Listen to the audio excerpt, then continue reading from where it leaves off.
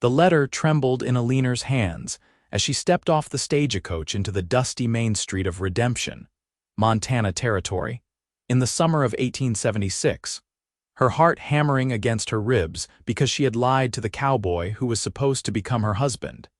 And now she would have to face him with the truth weighing on her conscience like a stone. The town sprawled before her in shades of brown and gray, wooden buildings lining both sides of a wide dirt road that seemed to stretch endlessly toward the mountains in the distance. Redemption was smaller than she had imagined, perhaps only 20 buildings in total, but it hummed with life. Men in dusty boots and wide-brimmed hats moved along the wooden walkways, their spurs jingling with each step. Women in simple calico dresses carried baskets, their faces shaded by bonnets. The smell of horses, leather, and something cooking drifted on the warm breeze. Eleanor smoothed down her traveling dress, a deep green cotton that had seen better days, and clutched her worn carpetbag tighter. At 22 years old, she had left everything she knew in Boston to answer an advertisement for a mail-order bride.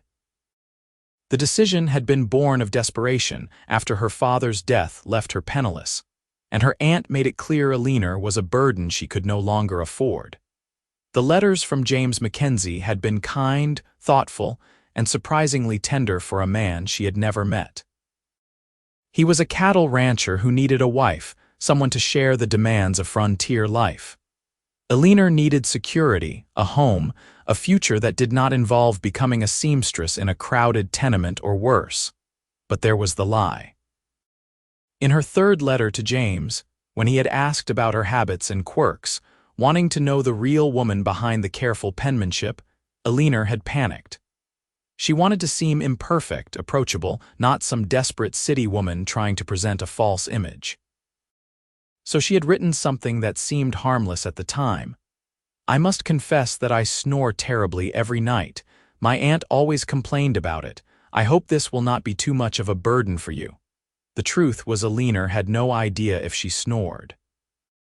She had lived alone in a small room for the past year, and before that, her aunt had never mentioned it.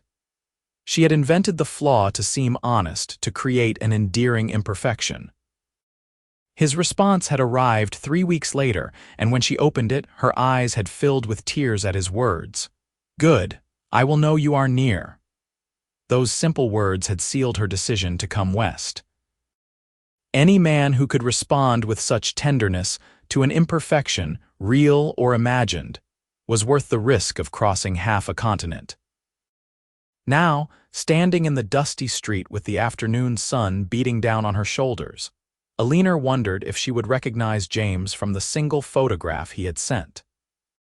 In it, he stood beside a fence, his face partially shadowed by his hat, but she could see strong features, a firm jaw, and eyes that seemed kind even in the faded image. "Miss Eleanor Hartley?" A deep voice came from behind her. Eleanor spun around, her breath catching in her throat.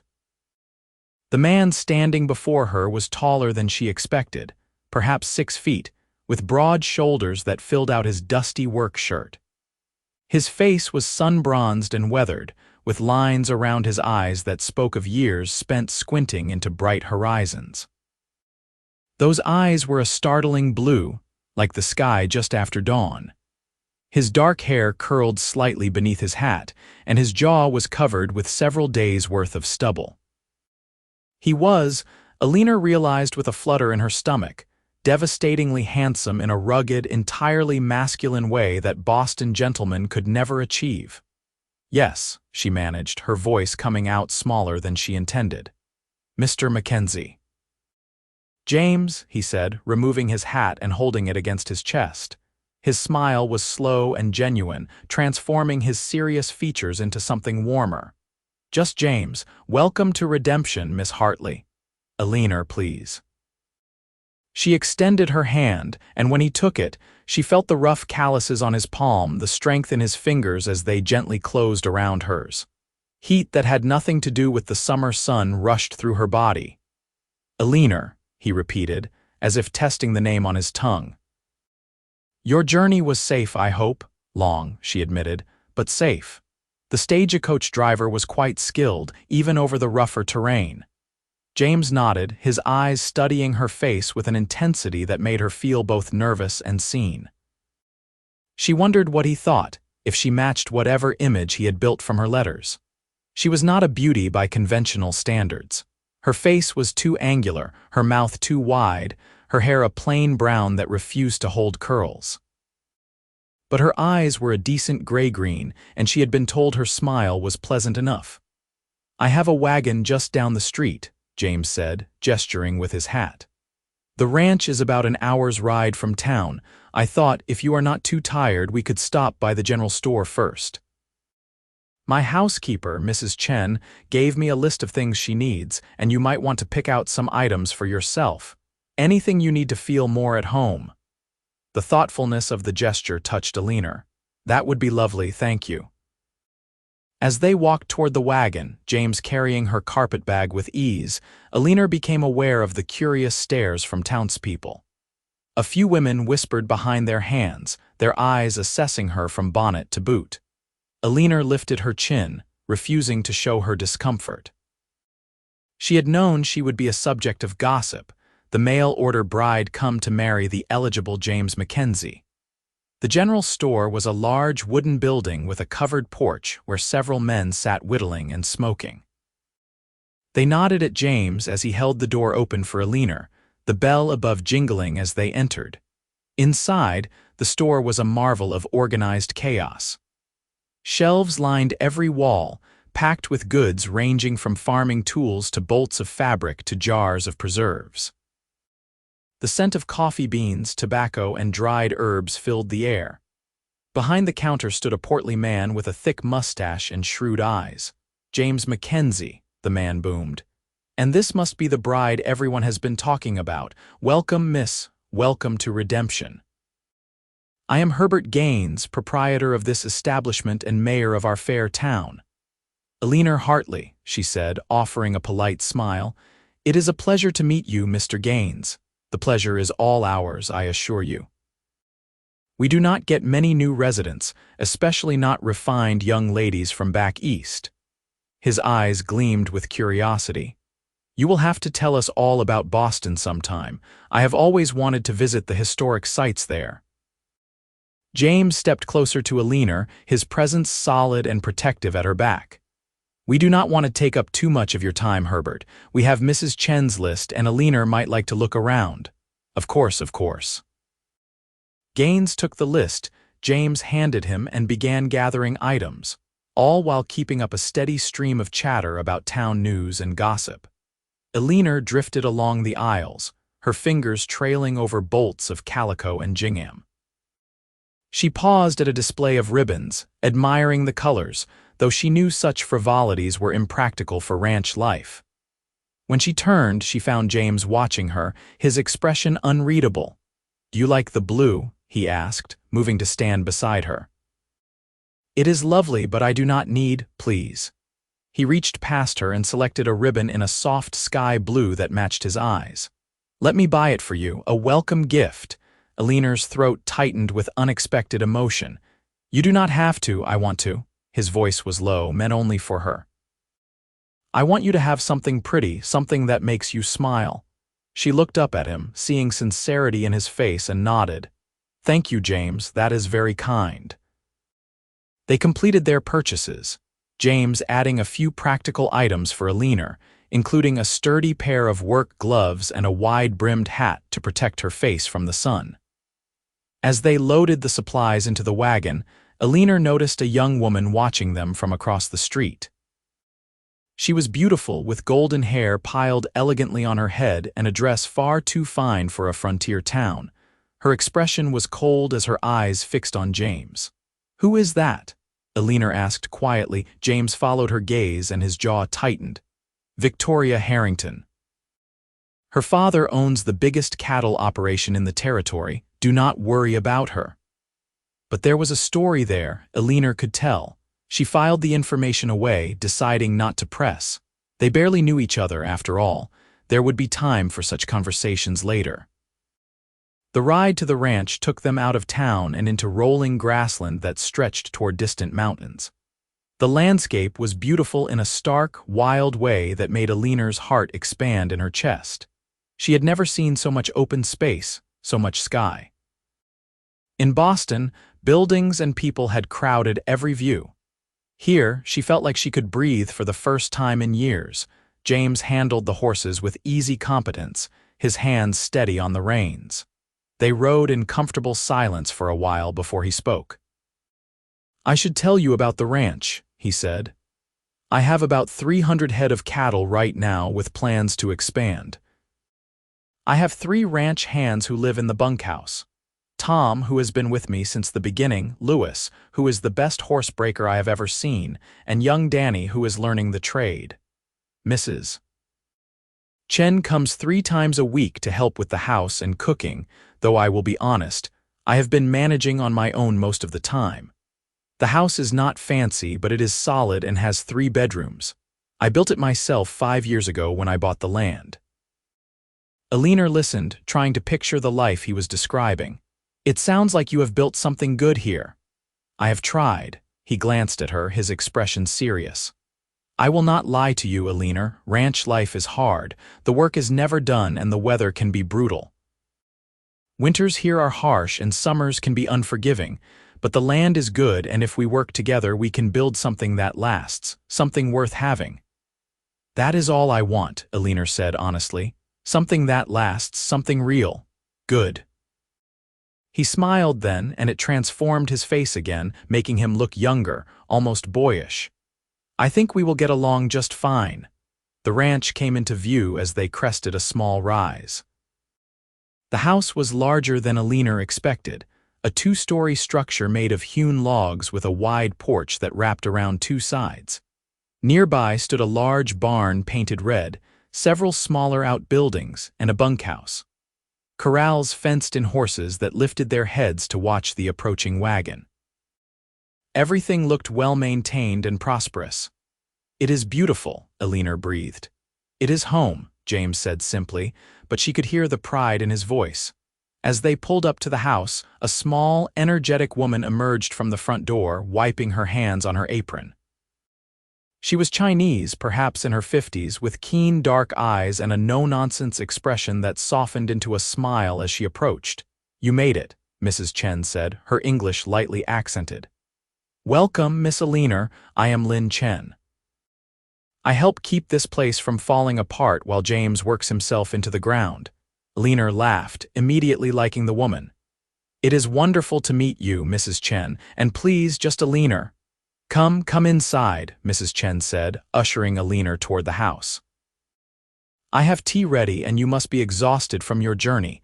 James, bring her bag, and try not to track mud everywhere." James grinned at Eleanor. "You can see who really runs this place." Inside, the house was simple but comfortable. The main room served as both kitchen and living area, with a large stone fireplace dominating one wall. The furniture was handmade but sturdy, and everything was clean and orderly. A staircase led to the 2nd floor. "Let me show you the bedrooms," Mrs. Chen said, leading Eleanor upstairs. "James has been sleeping in the smallest room, saving the larger one for you. There is also a 3rd room that could be used for, well, whatever you need." The bedroom was spacious, with a large bed covered in a beautiful quilt, a dresser, a washstand, and a window that looked out over the ranch. Evening light streamed through the glass, painting everything gold. "It is perfect," Eleanor said, setting her carpet bag on the bed. "More than I expected."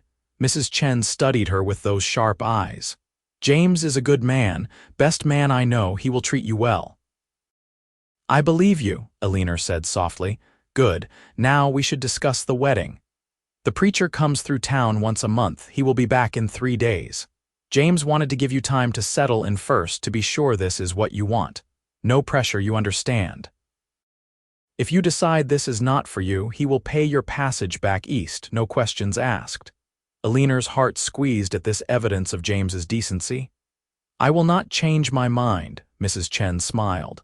"I hoped you would say that. Now come downstairs and have some tea. You and James should talk, get to know each other before you marry. I will stay today to help with dinner, but then I will give you both some privacy." The ranch hands eat in the bunkhouse, so it will just be the two of you in the evenings, over tea and Mrs. Chen's excellent biscuits. Eleanor and James talked. He told her about growing up in Missouri, how he had come west after the Civil War with nothing but a horse and a dream, how he had worked on other ranches until he saved enough to buy his own land. She told him about Boston, about her father's bookshop, and how she had loved reading to customers' children, about the music and theater and cobblestone streets. She did not dwell on the hard parts, the poverty after her father's death, the cold indifference of relatives who saw her as a burden. Those were chapters she wanted to close. Do you miss it? James asked. The city, I mean. Eleanor considered the question honestly. I miss some things. The library mostly, the symphony, but I do not miss the crowds, the noise, the feeling of being lost among so many people. Here it feels like there is room to breathe, to become whoever I want to be. There is a small library in town, James said. Not much, but the schoolteacher, Miss Abigail, keeps it stocked as best she can, and we have dances at the town hall every month. Not a symphony, but folks play fiddles and guitars. It is a good time. It sounds wonderful, Eleanor said, and meant it. As the evening wore on, Mrs. Chen prepared a hearty dinner of beef stew and fresh bread. They ate at the large wooden table, conversation flowing easily. Eleanor found herself relaxing, the knots of anxiety that had wound tight during her journey beginning to loosen. James was easy to talk to, his humor dry and understated, his questions thoughtful. He listened when she spoke, really listened, his attention focused entirely on her. After dinner, Mrs. Chen packed up her things and prepared to leave. I will be back in 2 days to help with the wedding preparations, she announced. James, do not overwhelm the poor girl. Eleanor, do not let him work you too hard. You need time to adjust. When Mrs. Chen's wagon disappeared down the road, Eleanor and James stood on the porch, watching the sun sink toward the mountains. The sky blazed with orange and pink, the colors so vivid they seemed unreal. I should show you around the ranch tomorrow, James said. Introduce you to the hands, the animals. You should know your way around. I would like that. Eleanor hesitated, then decided to be brave. James, there is something I need to tell you about my letters. He turned to her, his expression attentive. All right. When I wrote that I snored, I was not entirely truthful. The words tumbled out in a rush. I mean, I do not know if I snore. I lived alone, so there was no one to tell me. I just wanted to seem honest, to show I was not trying to be perfect. It seemed like a harmless thing, an endearing flaw, and I thought. She trailed off, embarrassed. James was quiet for a moment, and Eleanor's heart sank. But then he started to laugh, a deep, genuine sound that filled the evening air. You do not know if you snore, he repeated, still chuckling. It was foolish, I know. I am sorry I lied. Eleanor. He stepped closer, his laughter fading into a warm smile. I do not care if you snore or not. I meant what I wrote. If you do snore, good, I will know you are near, and if you do not, that is fine too. I just want you near. Relief flooded through her, so intense her eyes stung with tears. You are not angry, that you tried to show me you were human, that you wanted me to see you as a real person and not some perfect idea. He shook his head. Eleanor, we both know this arrangement is unusual. We are essentially strangers agreeing to spend our lives together. But I have read your letters dozens of times, and I see the person you are. Kind, smart, brave enough to cross a continent for a new life. Whether you snore is the least of my concerns. You read my letters dozens of times. The thought warmed her from the inside out. Every night before bed, he admitted, looking slightly embarrassed himself. I wanted to memorize every detail, to know you as best I could before you arrived. I know you like tea better than coffee, that you can recite poetry from memory, that you are afraid of thunderstorms but love the smell of rain. I know you lost your mother when you were young and that your father taught you to love books. I know you are stronger than you think you are. Eleanor's breath caught. No one had ever paid such close attention to her words, her thoughts, her life. I read your letters the same way, she confessed. I know you love this land more than anything, that you believe in hard work and honest dealing. I know you send money to a widow in Missouri whose husband saved your life during the war. I know you want children someday, a house full of noise and laughter. I know you are lonely, even though you would never admit it in those words." They stood facing each other in the fading light, the air between them charged with possibility. James reached out slowly, giving her time to pull away, and took her hand in his. "I am glad you are here, Eleanor, truly glad." "So am I," she whispered.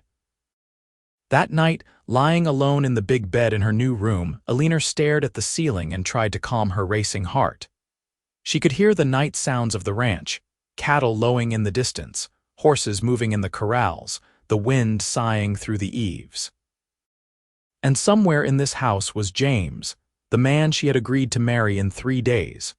She thought about his laugh, the warmth in his eyes, the gentleness of his hands despite their obvious strength. She thought about his response to her confession, how he had turned her embarrassment into something tender. This could work, she told herself. This strange arrangement could become something real, something lasting. As sleep finally claimed her, Eleanor's last thought was that she hoped she did snore, just so James's beautiful words could be true. The next morning dawned bright and clear. Eleanor woke to sunlight streaming through her window and the smell of coffee drifting up from downstairs. She dressed quickly in her most practical dress, a brown calico that would stand up to ranch work, and pinned her hair into a simple bun before heading down. James was at the stove, frying eggs and bacon with the ease of someone long accustomed to cooking for himself. He looked up when she entered, his face breaking into a smile. "Good morning. I hope I did not wake you with all my clattering around down here." "Not at all. It smells wonderful." Eleanor moved to the table, unsure of what to do with herself. Should she offer to cook? "Take over domestic duties immediately," as if reading her mind, James said. "I know Mrs. Chen will expect you to take over most of the house duties eventually, but there is no rush. We can figure out what works for both of us. I am not looking for a servant, Eleanor. I am looking for a partner." Those words, more than anything else he had said, made Eleanor believe this could truly work. She sat down and accepted the plate he handed her, the eggs and bacon still sizzling. They ate together, planning the day ahead. After breakfast, James gave her a tour of the ranch. He introduced her to Tom, a weathered man in his 50s with kind eyes and a quiet manner, Lewis, who was perhaps 30 with skilled hands and a quick smile, and Danny, barely 19 and eager to please. All 3 men treated Eleanor with polite respect, clearly reserving judgment but willing to welcome her. James showed her the barn, where dairy cows waited to be milked and chickens scratched in a coop. He introduced her to his favorite horse, a big bay gelding named Copper, who nuzzled Eleanor's hand looking for treats. "Do you ride?" James asked. "A little. I had some lessons as a girl, but it has been years. We will have to change that. You will need to ride if you want to see the whole ranch, and I thought maybe you would like to ride out with me sometimes. There are places I want to show you, beautiful places." The thought of riding across this vast landscape with James sent a thrill through Eleanor. "I would like that very much." They spent the day together, James showing her how the ranch operated while Eleanor absorbed everything like a sponge. She helped him collect eggs, learned how to approach the more skittish cattle, and even tried her hand at milking a cow, which resulted in more milk on her dress than in the bucket, and a lot of laughter from both of them. By afternoon, Eleanor was exhausted but happy. Her body ached in unfamiliar places, and her dress was stained with various ranch substances, but she felt useful, purposeful in a way she had not felt in years. That evening they sat on the porch again, watching another spectacular sunset. James whittled a piece of wood while Eleanor attempted to mend a tear in one of his shirts. Her stitches were not as neat as she would have liked, but they would hold. "You did well today," James said. "Better than I expected, honestly. Most city folks take longer to adjust to ranch work." "I am tougher than I look," Eleanor said lightly. "I am starting to see that."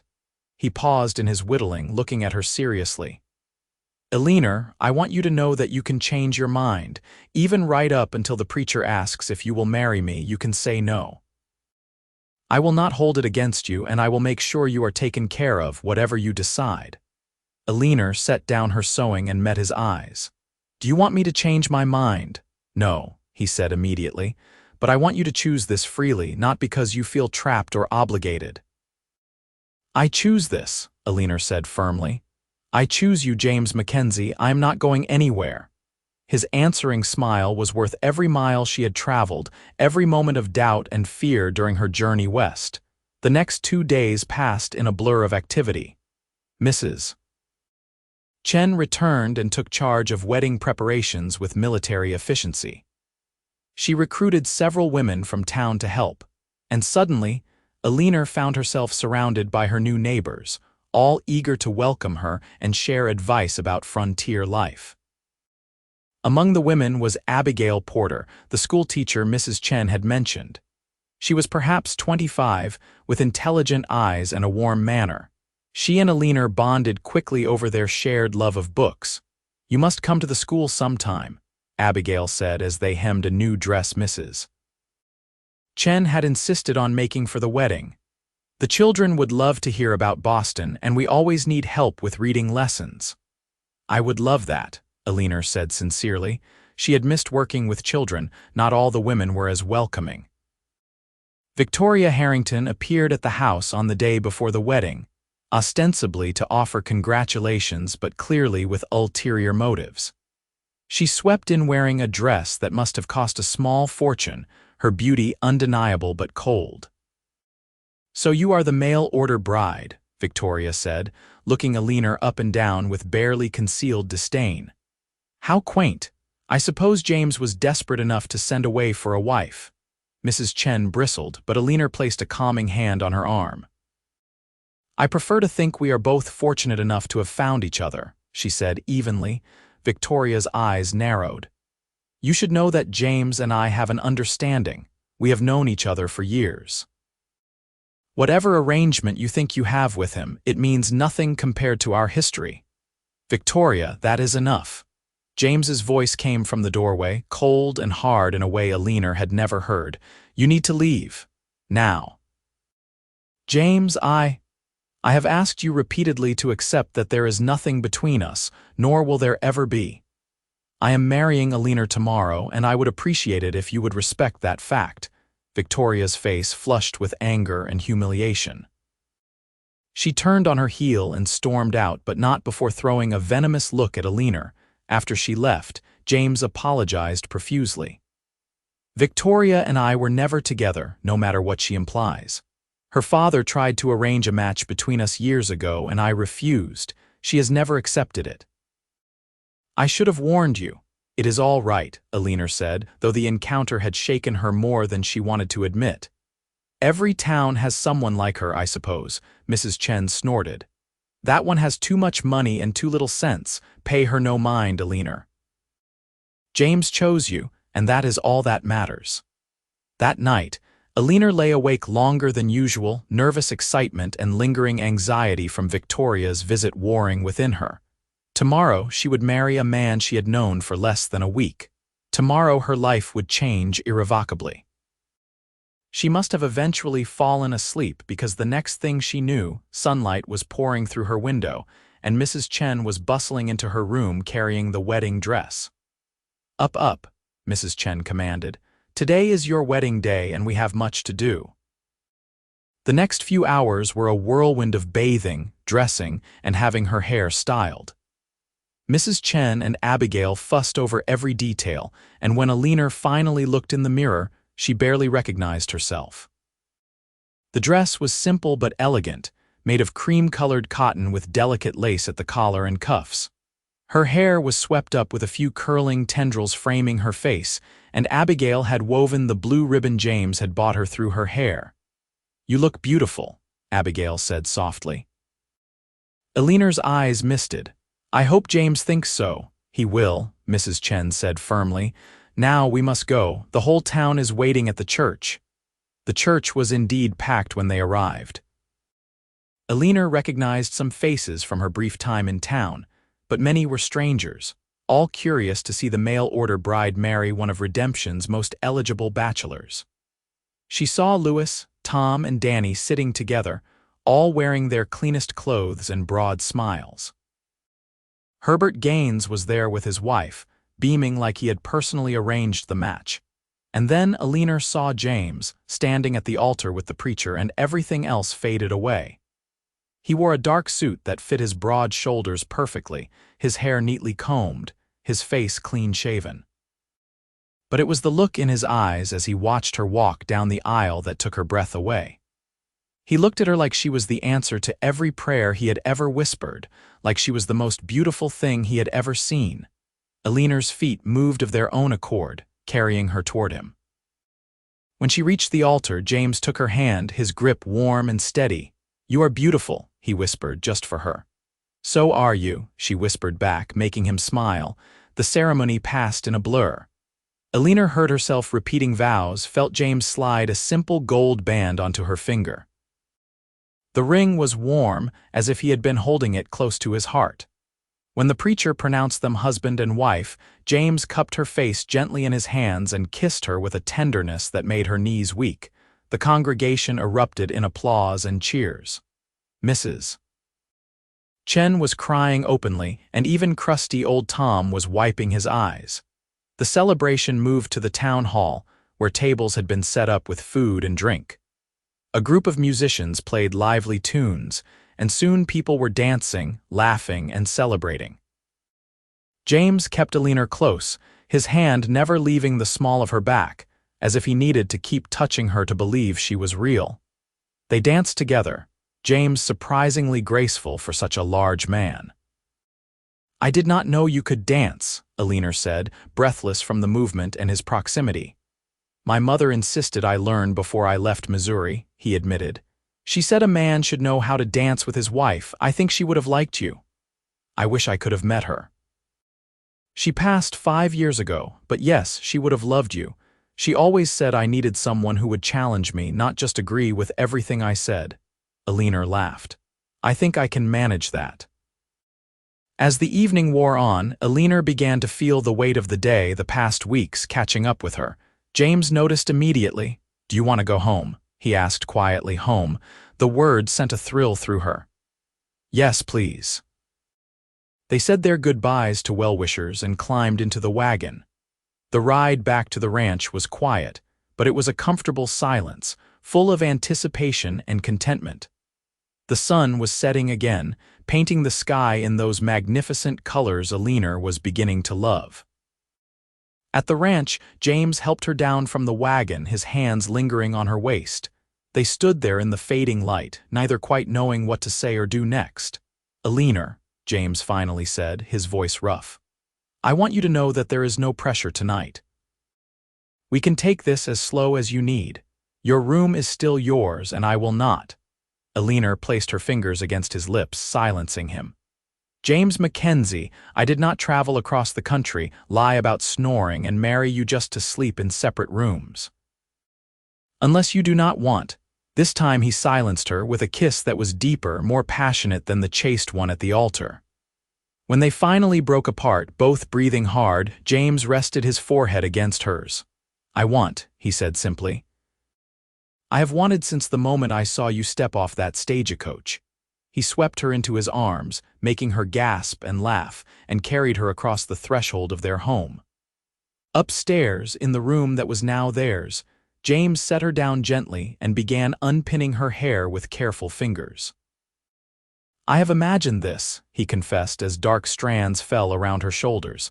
"Seeing your hair down, touching you, being with you."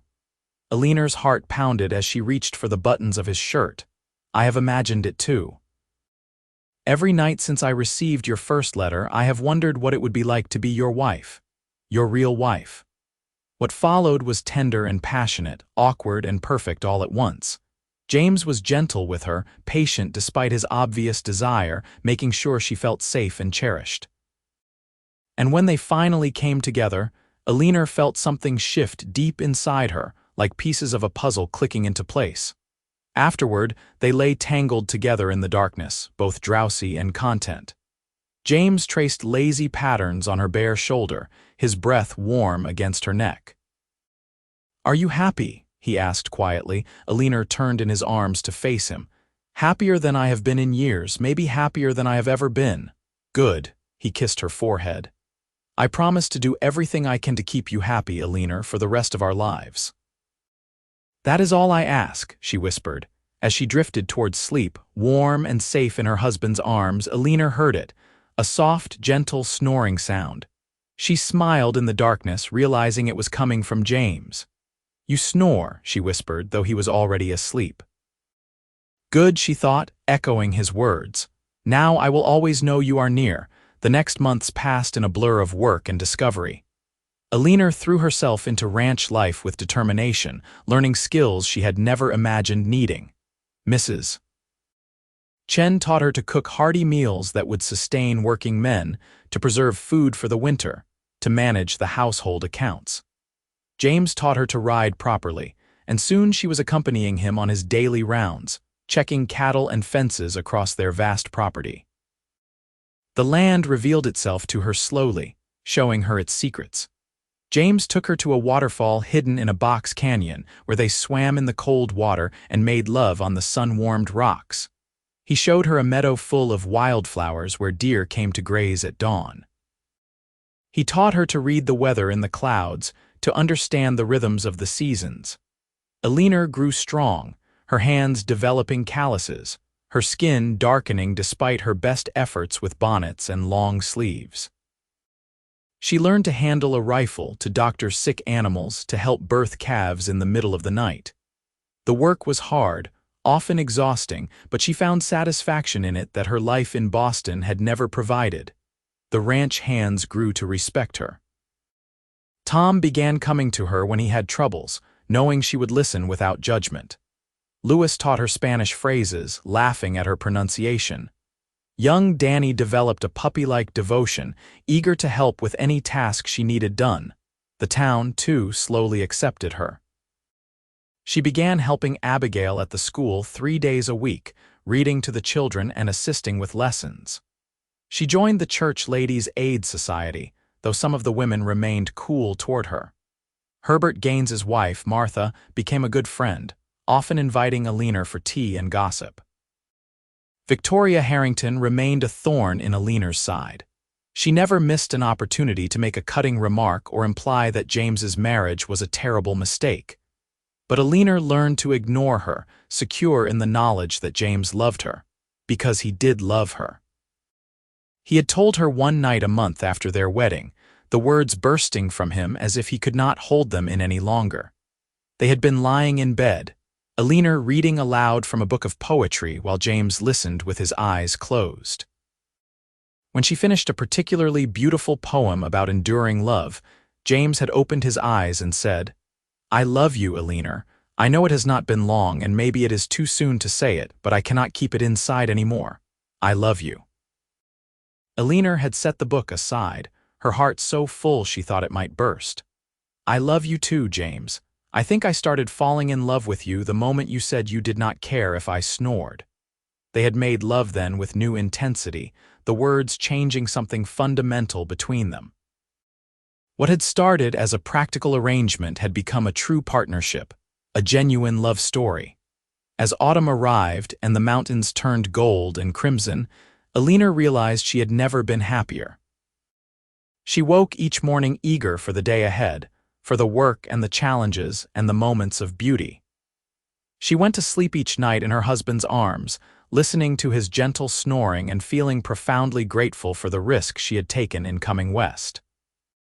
One evening in late October, as they sat on the porch watching the first snow fall on the distant peaks, Eleanor shared news that would change their lives again. "James," she said, her heart racing. "I am with child." He turned to her slowly, his eyes wide. "You are sure?" "I am sure, Mrs. Chen confirmed it yesterday. The baby should arrive in late spring." James pulled her into his arms, holding her so tight she could barely breathe. When he finally released her, his eyes were wet with tears. "A baby," he said wonderingly. "Our baby. Are you happy?" Eleanor asked, suddenly nervous. They had talked about wanting children, but the reality was different from the abstract idea. Happy, Eleanor, I am beyond happy, I am. He trailed off, seemingly unable to find words big enough for what he felt. You have given me everything I ever wanted. A home that is truly a home, someone to share my life with, and now a child. How did I get so lucky? I am the lucky one, Eleanor insisted.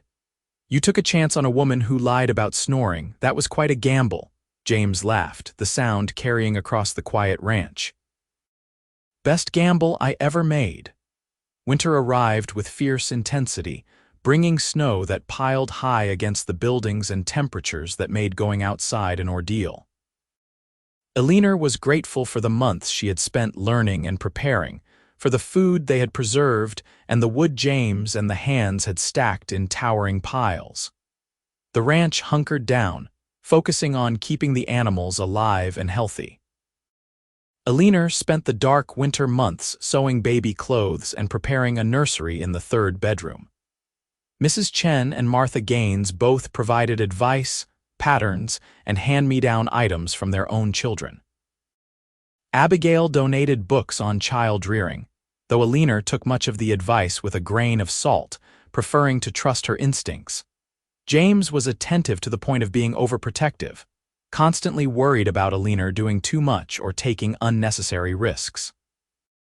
She had to gently but firmly establish boundaries, reminding him that she was pregnant, not made of glass. Women have been having babies since the beginning of time. She told him one evening when he tried to prevent her from carrying a basket of laundry. I am perfectly capable of handling light household tasks. I know, I just worry, he admitted.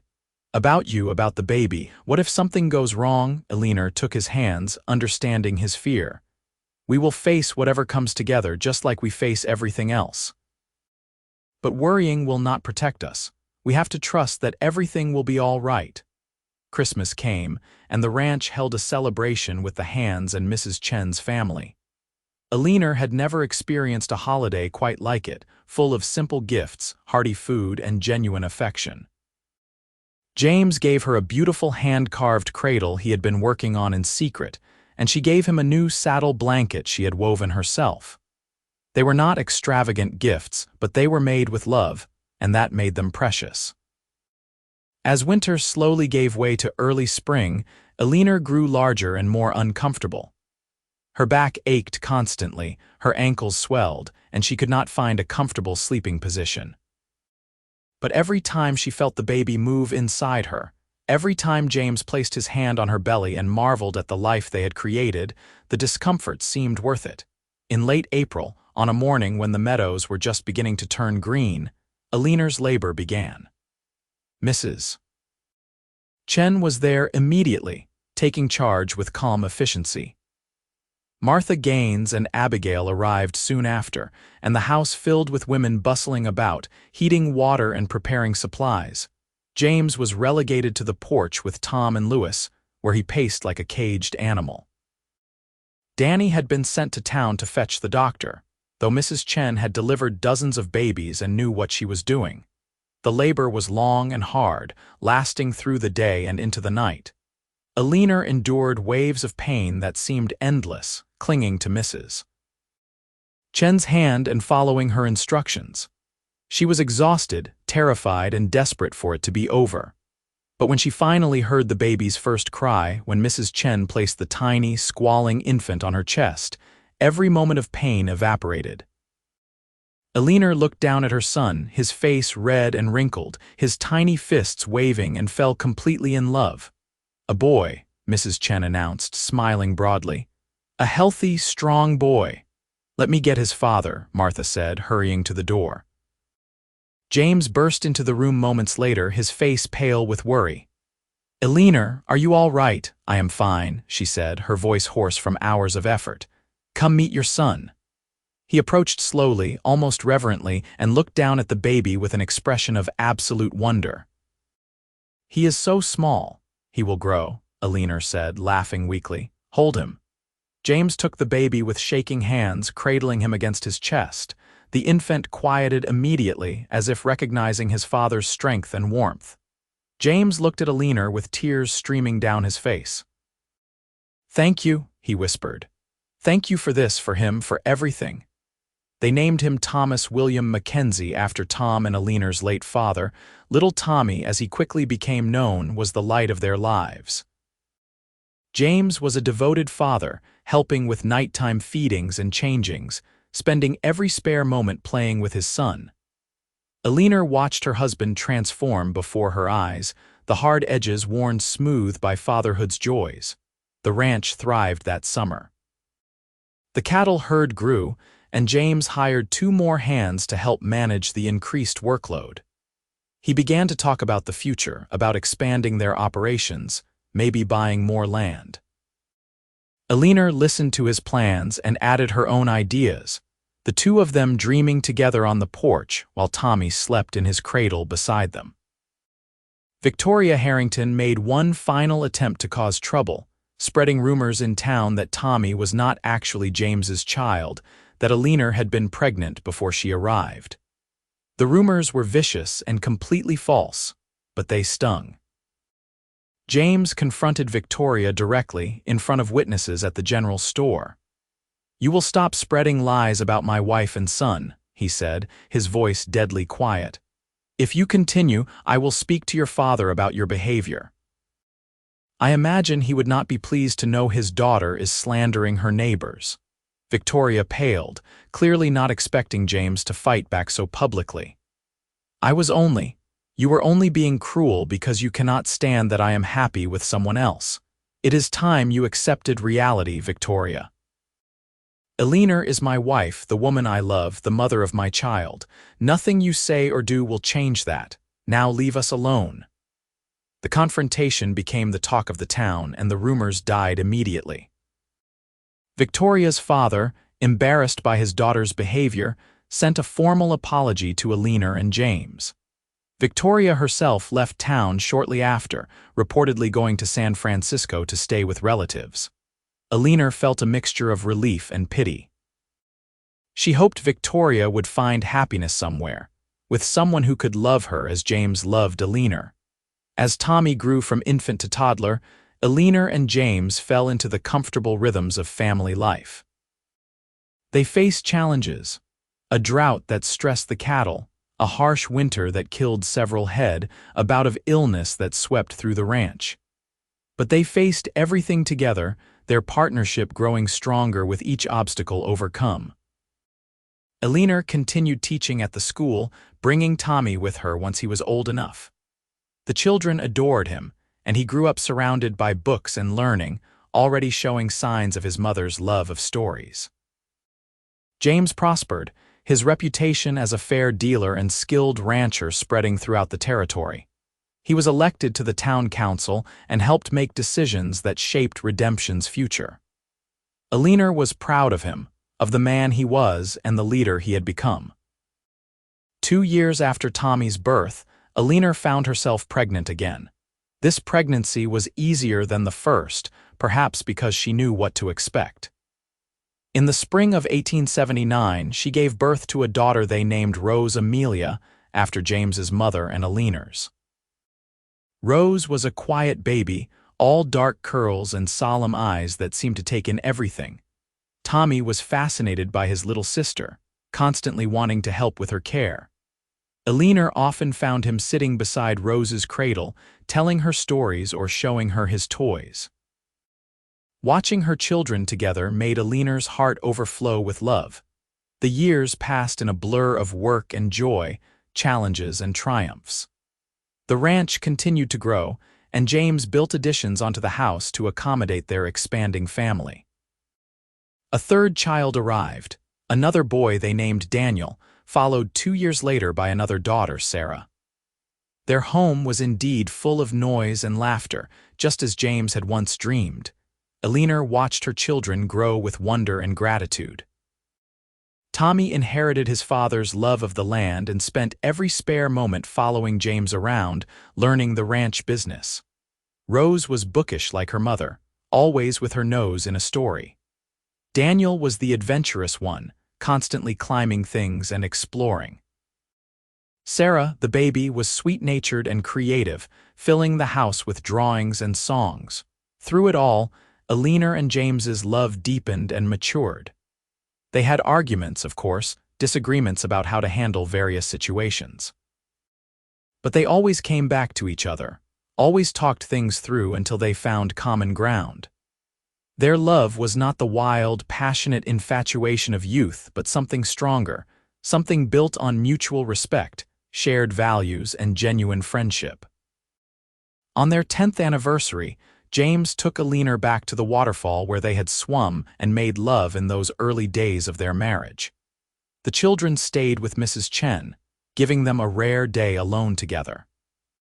They sat on the same sun-warmed rocks, older now, marked by the years but content in a way their younger selves could not have imagined.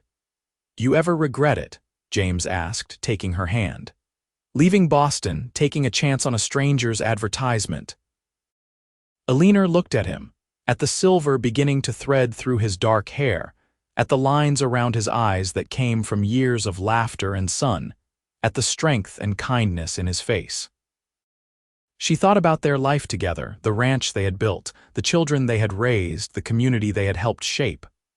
"Not for a single moment," she said honestly. "This life, this family, it is more than I ever dreamed possible.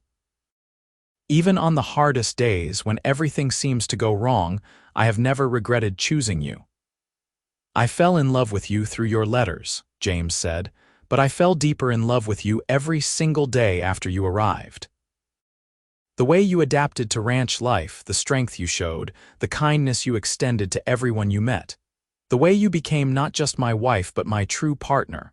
I am the luckiest man alive." Eleanor leaned her head on his shoulder, comfortable and content. "Do you know what I think about sometimes? That day when I confessed about the snoring, how terrified I was that you would be angry or disappointed." James laughed. "And do you know what I think about? That I still do not know if you actually snore because I always fall asleep first." "I do," Eleanor admitted. "Lightly or so you have told me on the rare occasions you wake before me, and you snore too, much louder than I do." "Good," James said, echoing his letter from so long ago. "Then we will always know the other is near." They sat in comfortable silence, listening to the waterfall, feeling the sun warm their skin. After a while, James stood and helped Eleanor to her feet. "We should probably get back before the children drive Mrs. Chen to distraction." "Probably," Eleanor agreed, but she did not move yet. Instead, she pulled James close and kissed him, long and deep, pouring 10 years of love and gratitude into it.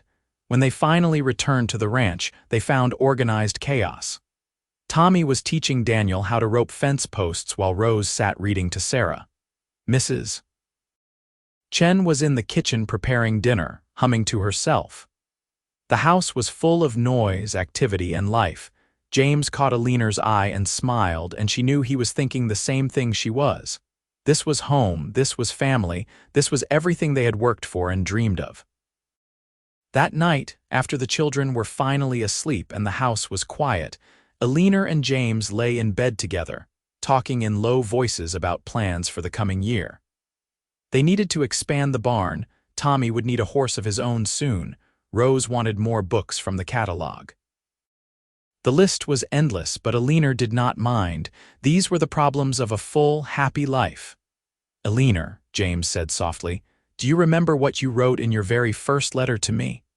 That was so long ago. I remember being terrified I would say the wrong thing. You wrote that you wanted something real, something that would last.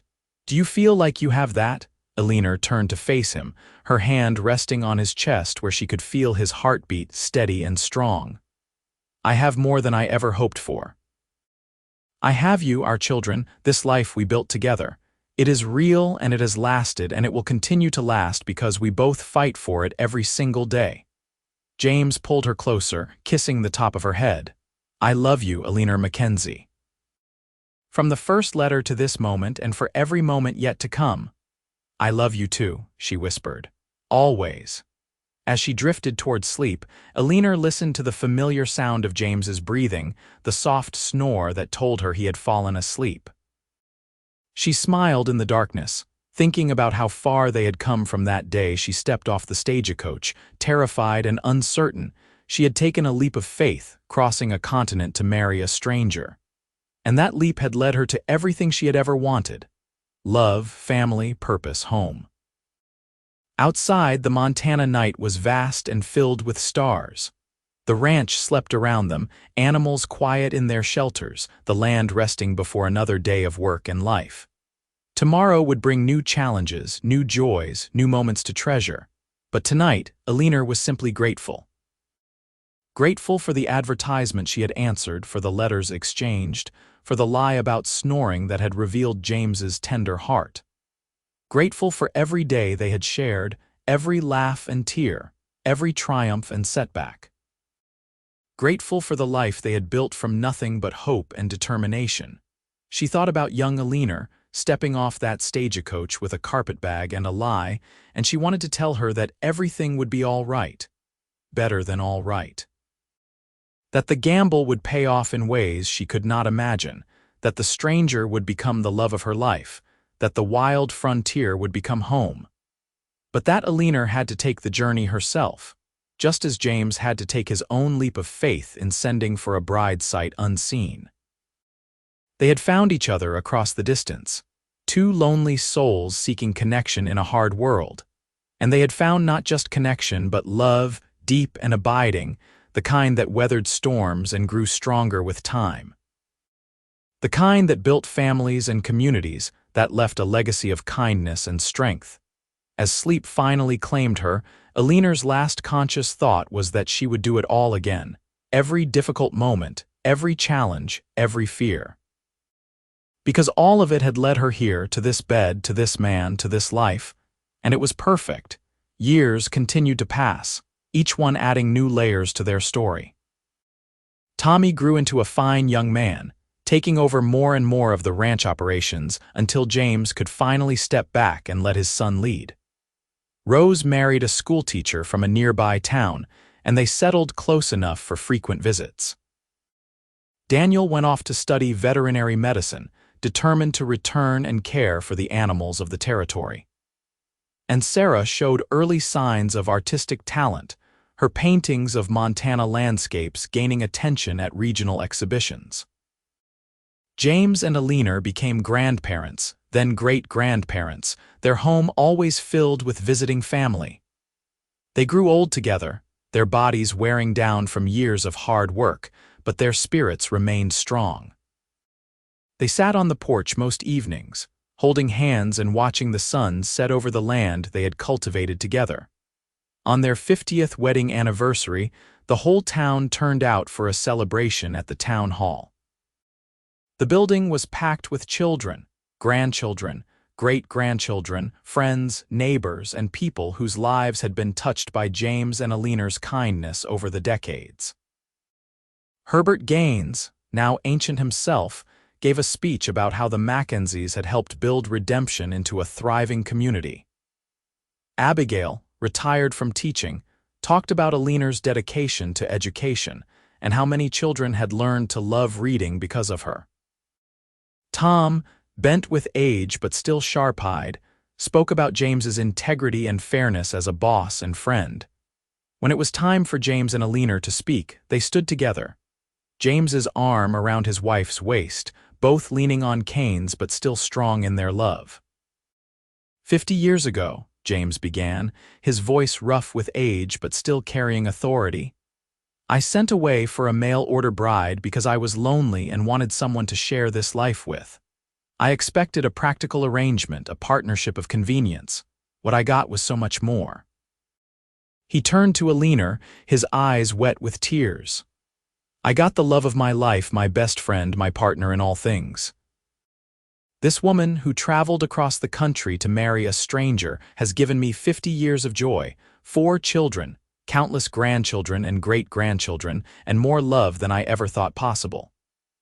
Eleanor squeezed his hand, her own eyes brimming. James McKenzie took a chance on a woman who lied to him in her letters, she said, getting laughs from the crowd. I told him I snored terribly, hoping to seem honest and endearing. His response changed my life. He said, "Good, I will know you are near." That simple statement showed me his heart, and I have been grateful every day since. She paused, looking out at the assembled crowd, at the family they had created, the community they had helped build. Life in the frontier was not easy. There were hard years, devastating losses, moments when we did not know if we would make it through. But we had each other, and that made all the difference.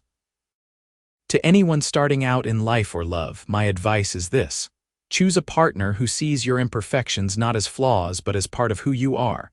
Choose someone who wants to know you are near, whether you snore or not. The crowd erupted in applause and laughter. The celebration continued late into the night, with music and dancing and storytelling. James and Eleanor sat in places of honor, surrounded by their family, watching the festivities with deep contentment. Later, back at the ranch in the home they had shared for 5 decades, Eleanor and James prepared for bed with the slow, careful movements of the very old. James helped Eleanor with the buttons she could no longer manage with arthritic fingers, and she helped him with his boots that gave him trouble. They settled into bed together, fitting against each other in the way of long married couples who know each other's bodies as well as their own. The house was quiet around them, their children and grandchildren having returned to their own homes. 50 years, James said softly. Where did the time go? Into this, Eleanor said, gesturing at nothing and everything. Into our family, our life, our love. It went exactly where it should have. Do you ever think about that day you arrived, how different everything might have been if you had changed your mind? Never. From the moment I saw you standing in that dusty street, I knew I had made the right choice. I have never doubted it, not once in 50 years. James kissed her forehead, her nose, her lips with all the tenderness of their first kiss and all the depth of 50 years of kisses since. I love you, Eleanor, until my last breath and beyond. And I love you, James, always and forever. They settled into sleep, hands clasped between them, breathing in sync after 5 decades of sharing the same bed. Outside, the Montana night was vast and beautiful, stars scattered across the sky like diamonds. The ranch, now run mostly by Tommy but still bearing James's stamp, was quiet and peaceful. Eleanor and James lived several more years, each day a gift, each moment precious. They watched their great-grandchildren grow, saw the ranch continue to prosper, witnessed redemption transform from a rough frontier town into an established community. When James finally passed away quietly in his sleep at the age of 89, Eleanor held his hand and whispered words of love until his breathing stopped. She mourned him deeply, the loss of her partner leaving a hole in her heart that nothing could fill. But she did not regret a single day they had shared. How could she, when those days had given her everything she had ever wanted? Eleanor lived another year without James, surrounded by family, still teaching the occasional reading lesson to the youngest children in town, still sharp-minded and kind-hearted. She spoke often of James, keeping his memory alive through stories of their adventures, their challenges, their love. On a warm spring evening, sitting on the porch of the ranch house with her eldest grandson, Eleanor felt a sudden peace settle over her. The sun was setting in brilliant colors, painting the mountains in shades of gold and rose. The air smelled of new grass and possibility. "Grandmother, are you all right?" her grandson asked, noticing something different in her expression. "I am perfect," Eleanor said, and she meant it. "I am just remembering, all of it from the beginning to now, what a beautiful life it has been." That night, Eleanor passed away in her sleep, in the bed she had shared with James for over 50 years, a smile on her face. Her family mourned but also celebrated, knowing she had lived a full, rich life and was now reunited with the man she had loved for more than half a century. They buried her next to James on a hill overlooking the ranch, under the vast Montana sky they had both loved. On her tombstone, the family inscribed words that captured the essence of her story. She took a chance on love and found everything. The ranch continued through the generations, always staying in the McKenzie family, each new generation adding their own chapter to the story. But the foundation remained the same. The love between James and Eleanor, the partnership they had forged, the family they had created. And sometimes, on quiet evenings when the wind whispered through the grass, ranch hands swore they could hear two voices on the porch, talking and laughing together, the sound of a love that had transcended even death. The town of Redemption grew and changed, eventually becoming a small city. But the story of James and Eleanor remained, passed down through generations as an example of what love could be when two people chose each other fully, imperfections and all. The letters they had written during their courtship were preserved, eventually donated to the local historical society. Young people read them, moved by the tenderness and hope in the words, inspired by the courage it took to build a life with a stranger who became a soulmate. In one letter, carefully preserved behind glass, James's words still resonated across the decades. "Good, I will know you are near." Those words had changed Eleanor's life, had given her the courage to step into the unknown.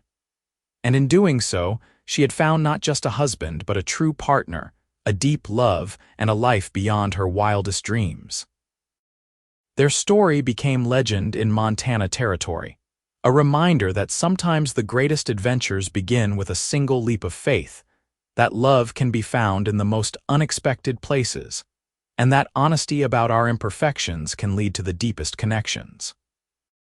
The mail-order bride who lied about snoring and the cowboy who loved her anyway had created a legacy that lasted far beyond their years. Their children, grandchildren, and great-grandchildren carried forward their values of kindness, hard work, integrity, and love. The ranch they built continued to thrive, a testament to what could be accomplished when two people worked together toward a common goal. The community they helped establish flourished, growing from a rough frontier town into a place where families could put down roots and build futures. And through it all, through every generation and every change, the story remained. Of a woman who took a chance, a man who saw beauty in imperfection, and a love that proved that sometimes the best things in life come from the most unexpected beginnings. Eleanor's lie about snoring, that small fabrication meant to make her seem more human and approachable, had led to one of the most beautiful truths of her life. That she had found someone who wanted her near, not despite her flaws, but because those flaws made her real, made her human, made her lovable. And James's response, those simple words that revealed his heart, had shown that sometimes the most profound declarations of love are not flowery or elaborate but honest and direct. "Good, I will know you are near."